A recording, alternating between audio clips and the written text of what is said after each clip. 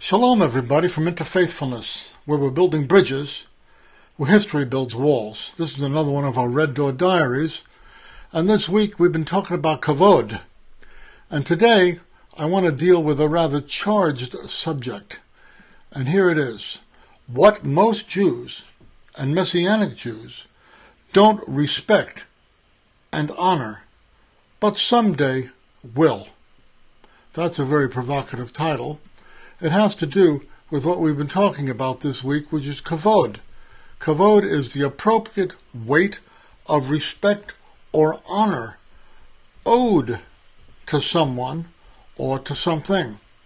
Now, what is it to which Jews and Messianic Jews owe respect and honor, which is getting short shrift in our day? Well, I'm going to tell you that. I'm going to show you that. And I'm going to do it by telling you a story. It's a story about a fellow named Rechab, who is the ancestor of some people that pop up in the story of Jeremiah in chapter 35. And it's a time when Jerusalem is surrounded by the armies of Nebuchadnezzar, who are besieging the city. There's siege mounds around it, cutting off their food. So everybody who is outside of the city has come within the walls to be protected from the armies of Nebuchadnezzar, who eventually, sadly, are going to break through those walls, create a great massacre, and burn our temple. But this is before that. And I'm reading from David Stern's excellent translation, and God tells Jeremiah in chapter 35, go to the settlement where the family of the Rechabites live, and invite them into the Lord's temple. Take them to one of the inner rooms and offer them some wine. So there's these Rechabites, they're descendants of Rechab and of their ancestor Yonadab, and Jeremiah is told, go and get those people and bring them into an inner room. And then when he brings them into the inner room, he offers them, God tells him, give him some wine to drink. And he puts the wine in front of them. Now you have to realize in that culture, wine is as ubiquitous as water or Coca-Cola. In our culture, everybody drinks wine. But he puts the wine in front of them and they say, no, we're not going to drink it. And he says, why not? And they said, well, because our ancestor told us not to drink wine, not to eat anything from the vine, not to have vineyards, not to have gardens, not to have fields, not even to build houses. Well, what does that mean? Well, he told them all to be nomads. And they were. And they said the only reason we've come into the city now is because Nebuchadnezzar's out there, and we didn't want to get killed, but we honor the words of our ancestor, and we just won't touch wine.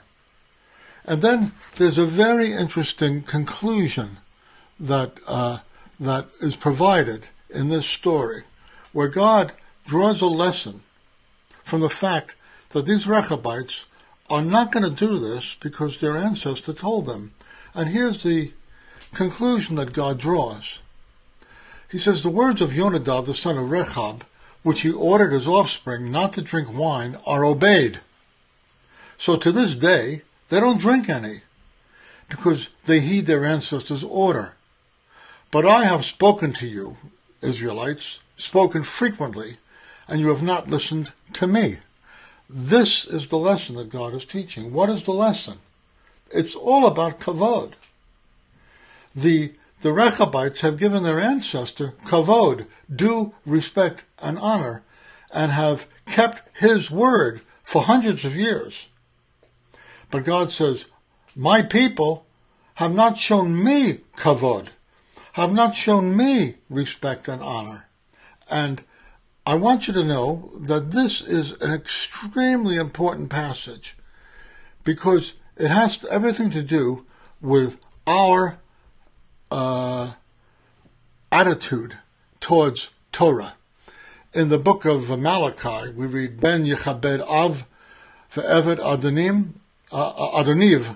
ve'im Avani ayeh Kvodi ve'im Adonim ani ayeh Morei.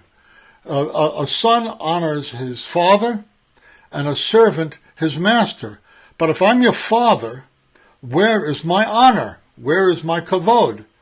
And if I'm your master, where is my respect? So here we have it.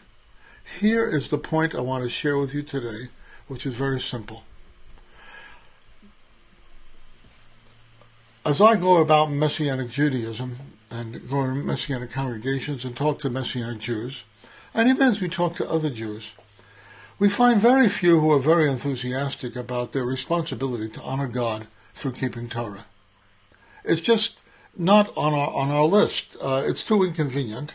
And frankly, many times when I talk about things like this, the first reaction is people will say, well, the Torah, I don't know, you want us to be orthodox? They raise objections.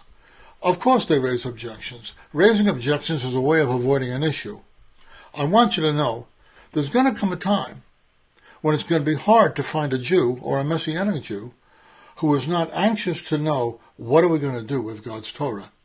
It says in Ezekiel 36, verse 27, that at the end of days, the Holy Spirit is going to bring the Jewish people back to God's Torah. If you want to look it up, it's Ezekiel 36, verse 27. The Spirit is going to do that. And in the very next chapter, in verse 24 of chapter 37, we read that God is going to cause the Jewish people to obey the Son of David, and he's going to bring them back to his statutes and ordinances. These two halves of that verse go together.